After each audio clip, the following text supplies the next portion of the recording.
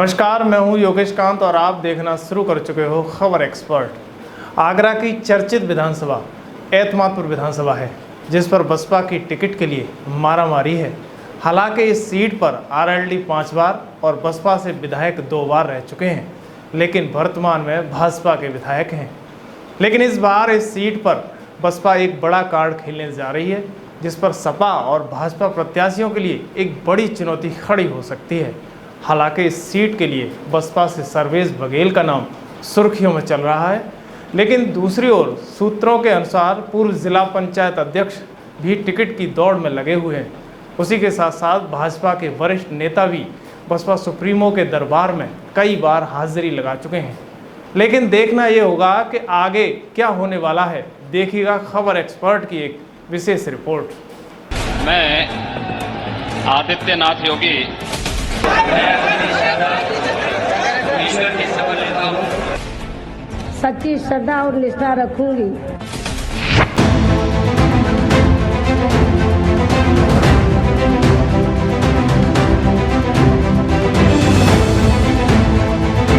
आज हम खबर एक्सपर्ट के माध्यम से बताएंगे कि एतमादपुर विधानसभा सीट 2022 के लिए चुनावी आंकड़ा क्या होने वाला है। वैसे तो एतमादपुर विधानसभा बहुत ही चर्चित विधानसभा है, क्योंकि इस सीट पर कई वर्षों तक सपा का परचम रहा है। लेकिन जैसे ही भाजपा ने पहली बार 2017 के विधानसभा चुनाव में बड़ी तैयारी के साथ अपने प्रत्याशी राम प्रताप सिंह चौहान को मैदान में उतारा, तो उन्होंने रिकॉर्ड मत जीत हासिल की और इतिहास लिख दिया। बड़ी बात यह है कि भाजपा को आज़ादी के बाद पहली बार एतमादपुर सीट पर जीत हासिल हुई थी, लेकिन जो हुआ वो बाद में अवगत कराएंगे। फिलहाल हम आपको अवगत कराते हैं कि बीएसपी की टिकट के लिए क्या होने वाला है। पहले हम बात करते हैं एतमादपुर विधानसभा सीट पर बीएसपी का कौन प्रबल दावेदार है। लिहाजा जैसे ही पूर्व विधायक धर्मपाल सिंह ने सपा का दामन थामा, वैसे ही बसपा की एतमादपुर सीट ज़्यादा चर्चित हो गई और सवाल पैदा होने लगा कि बसपा में अब कौन आने वाला है।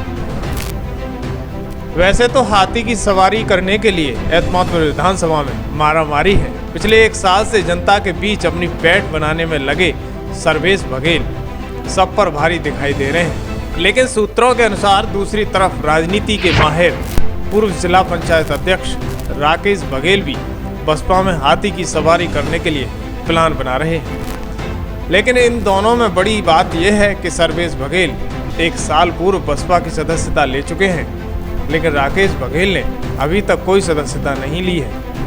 सूत्रों की माने तो अभी तक सर्वेश बघेल अपने मुकाम की ओर अग्रसर हैं और बसपा से टिकट की दौड़ में सबसे आगे लगे हुए हैं। मीडिया की माने तो सर्वेश बघेल को एतमादपुर विधानसभा से प्रभारी भी घोषित किए जाने की खबरें लगातार फ्लैश हो रही हैं, जबकि अभी पार्टी की तरफ से कोई आधिकारिक सूचना नहीं दी गई है। वैसे सर्वेश बघेल जहां राजनीति की शुरुआत बसपा से कर रहे हैं, वहीं पिछले 1 वर्ष से पार्टी को मजबूत करने में जुटे हुए हैं।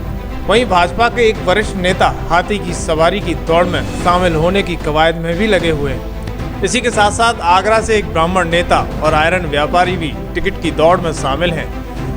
दूसरी ओर खंदौली से जाट समाज के नेता भी बसपा की टिकट पर चुनाव लड़ने की दौड़ में शामिल हैं। बसपा सुप्रीमो मायावती के दरबार में ज्यादातर जाट, क्षत्रिय, ब्राह्मण समाज के कई नेता हाजिरी लगा चुके हैं। लेकिन बड़ी बात यह है कि अगले महीने आगरा में ब्राह्मण समाज का एक बड़ा सम्मेलन होने वाला है।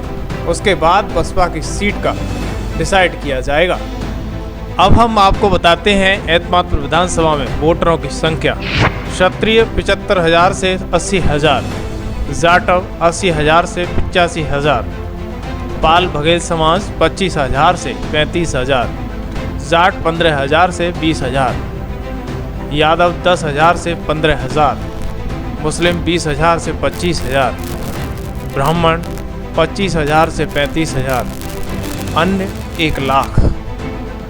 जानकारी के मुताबिक ये एतमादपुर विधानसभा सीट के टोटल वोटरों की संख्या है। इसके बाद अब बारी आती है एतमादपुर सीट पर पुराना रिकॉर्ड किस सत्ता का रहा है। तो आइएगा जानते हैं। एतमादपुर विधानसभा सीट पर पुराने रिकॉर्ड इस प्रकार हैं। पुराने रिकॉर्ड की माने तो एतमादपुर विधानसभा सीट पर समाजवादी और बीएसपी का परचम रहा है।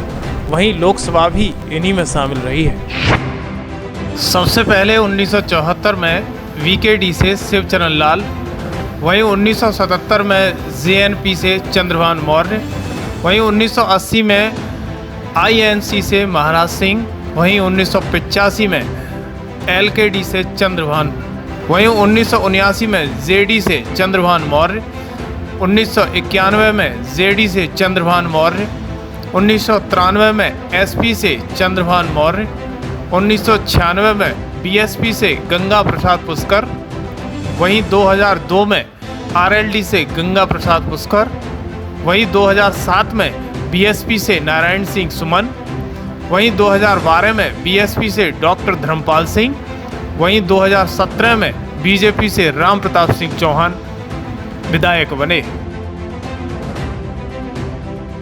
अगर एतमातुर सीट का ऐतिहासिक रिकॉर्ड खंगाला जाए तो ये आज़ादी के बाद पहली बार भाजपा ने इतने भारी बहुमतों के साथ एमएलए के चुनाव में जीत हासिल की थी। भाजपा और सपा में क्षत्रिय समाज के उम्मीदवार चुनाव के मैदान में तय माने जा रहे हैं। इसलिए बसपा अपनी सीट को निकालने के लिए पुनः एतमादपुर विधानसभा पर बड़ी चाल चलकर अपना परचम लहराने के लिए गैर क्षत्रिय प्रत्याशी को बनाना तय माना जा रहा है। लेकिन इसका निर्णय आगामी माह में ब्राह्मण सम्मेलन होने के बाद एतमादपुर विधानसभा की संभावित उम्मीदवार प्रभारी के रूप में घोषित किया जाएगा।